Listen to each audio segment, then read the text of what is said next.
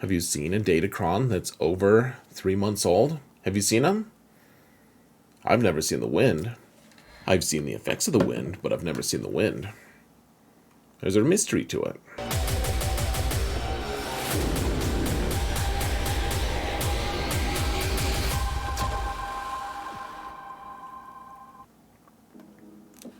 Hello everyone, and welcome to another episode of Zareth Prevails.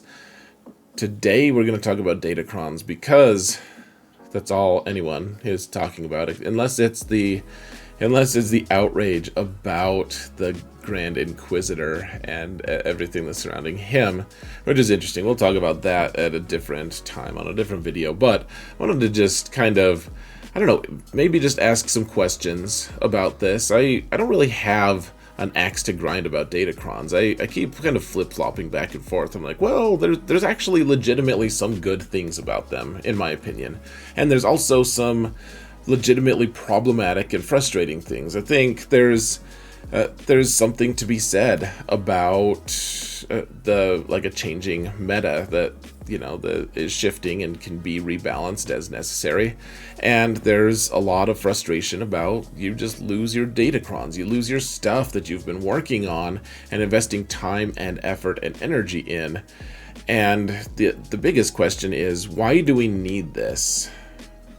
I don't know. It doesn't seem absolutely necessary. It seemed like the game was pretty nice before, but why don't we talk about it? I've got some footage. I'll show you guys my awesome Datacron that I just rolled up, and then I'll show you footage of it being used in Arena, and let's just talk about it, guys. I want to hear what your thoughts are, so, hit that thumbs up button. That's also unbiased. No rhetoric there, guys. Just, objectively, you should hit that thumbs up button. Just kidding, but seriously, make comments. I would love to hear what your guys' thoughts are on this, because let's talk about it rationally, though. Let's not. I mean, people quitting before they've even tried it.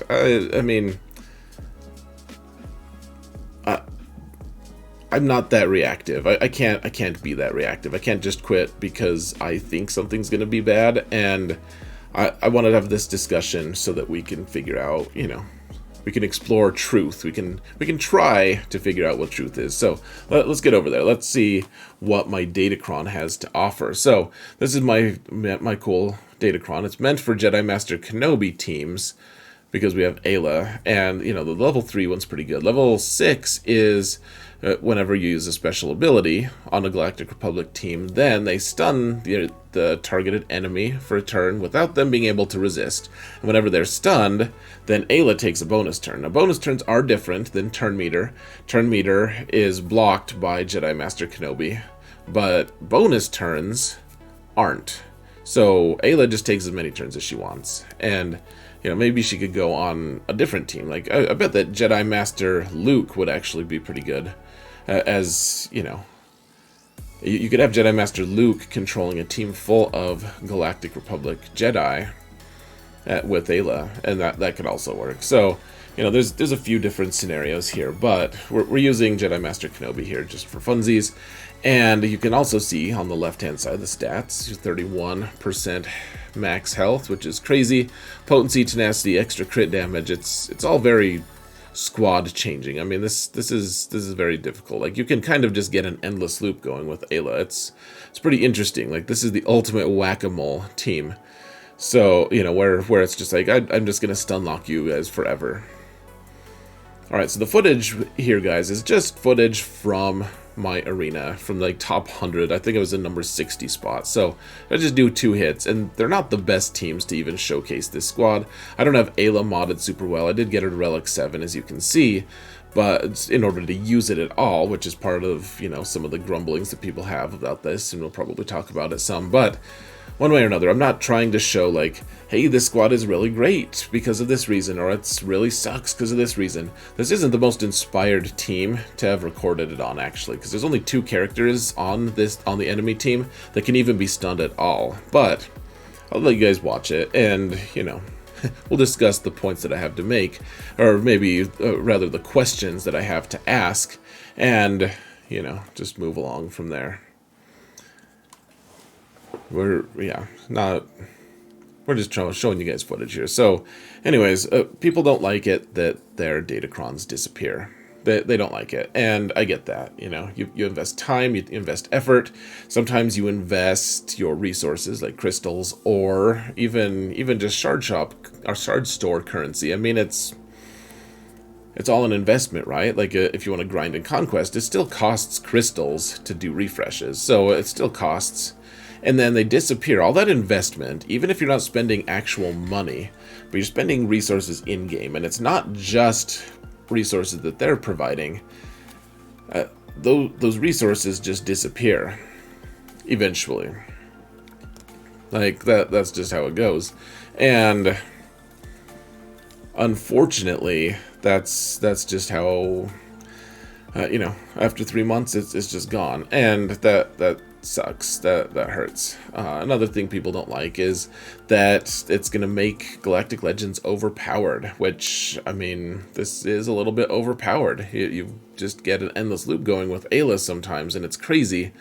You can stop a lot of different teams, and you can frustrate a lot of different teams. The next one is against the Jedi Master Kenobi team, actually, guys. And even though I wield this team somewhat clumsily, it's perhaps more interesting than us trying to stun unstunnable characters here. So, anyways, you know, people don't like that it makes Galactic Legends overpowered, and I can understand that, especially because sometimes you only have one way to kill a Galactic Legend. Like, I know that Professor X, which is my alt account, just got Fennec all relicked and farmed and everything, farmed then relicked, and then it's like Lord Vader teams now have health steal to the point where I don't know if it's really that practical for a Fennec lead team to kill Lord Vader anymore. Like, I'm just not sure. It seems a little bit problematic in a lot of ways. You know, like all these different teams that used to work are potentially not going to work anymore because you see all these new mechanics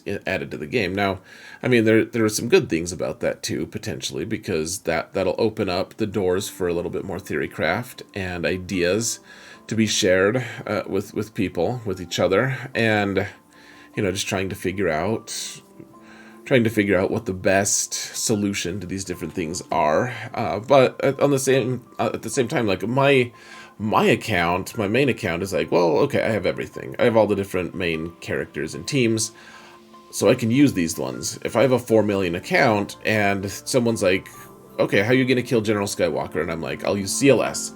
And then they're like, well, okay, you can't use CLS because Datacrons, because General Skywalker now is a Datacron that stuns all of your guys.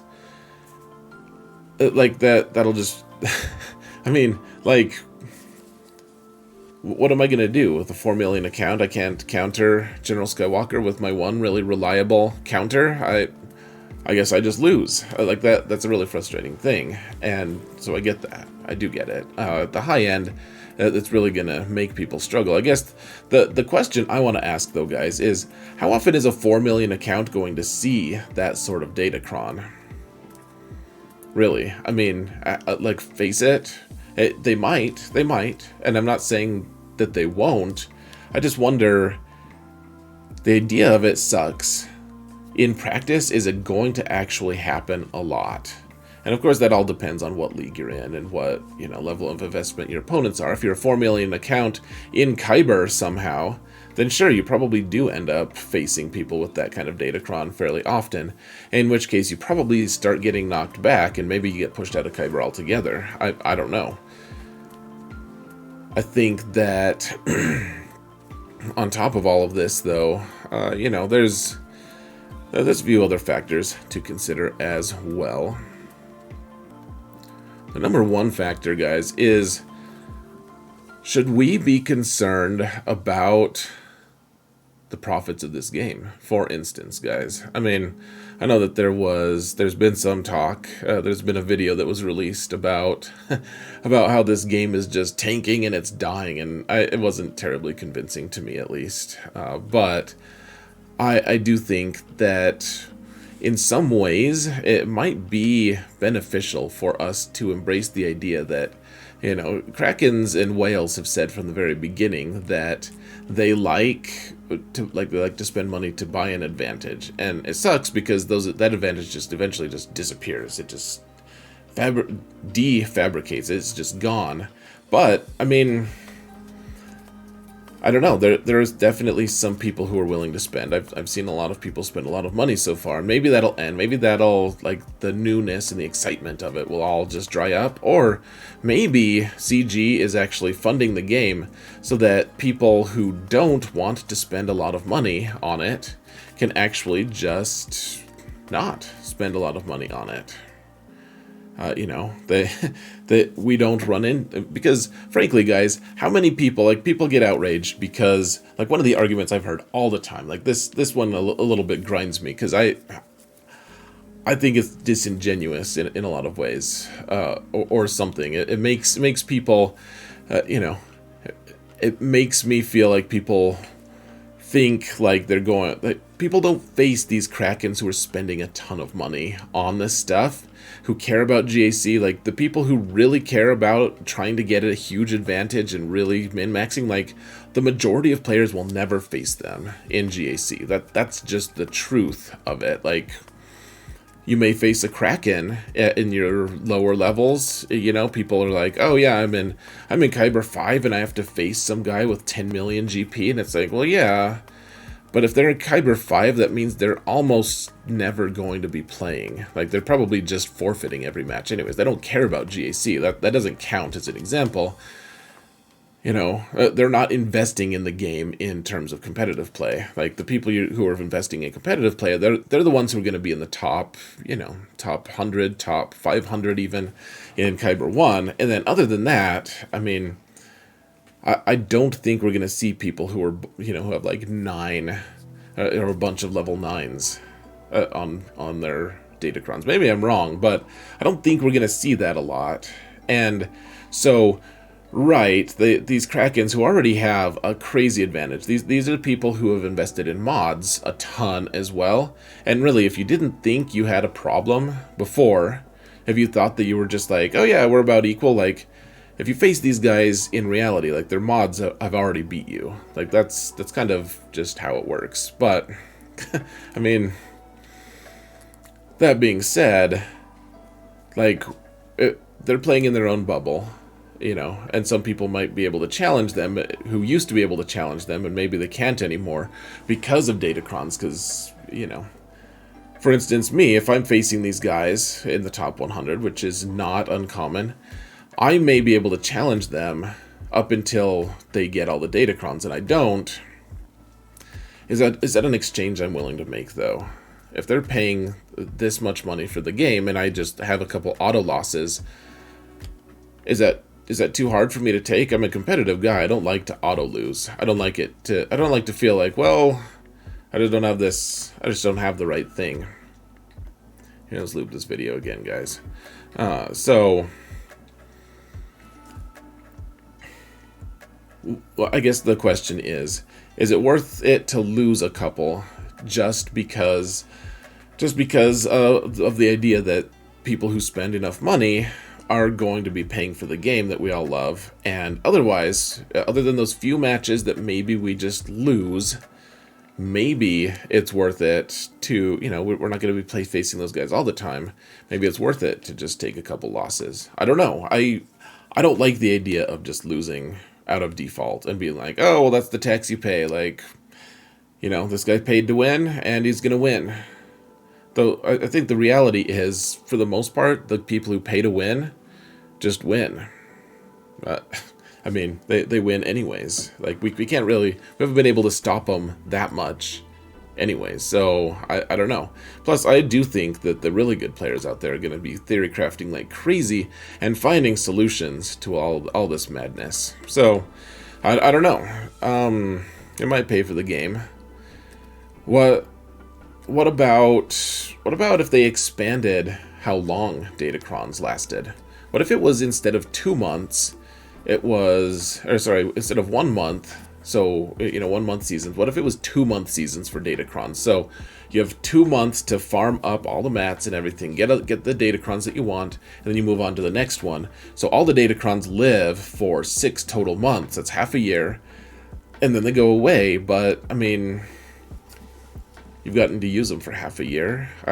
I heard a rumor that that was going to happen. I mean, I don't think that's going to happen. But what if they did that? What do you guys think? I'd be interested to hear what you think. I mean, there's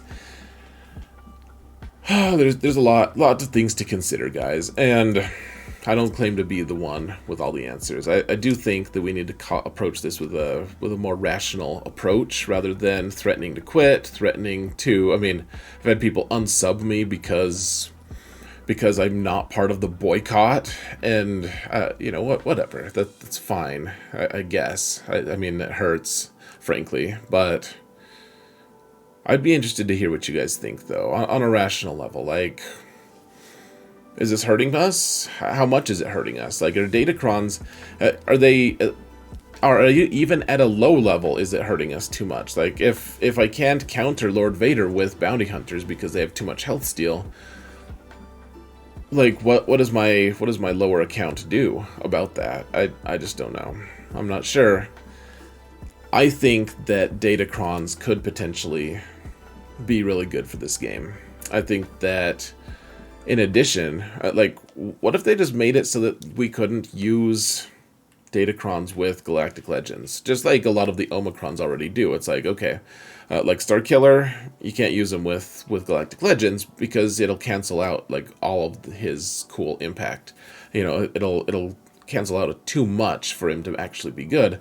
In addition, like Qui-Gon, you just can't have a Galactic Legend with him, First Order TIE Pilot, etc. There's a lot of different Galactic Legends, or Omicrons, that are not Galactic Legend friendly.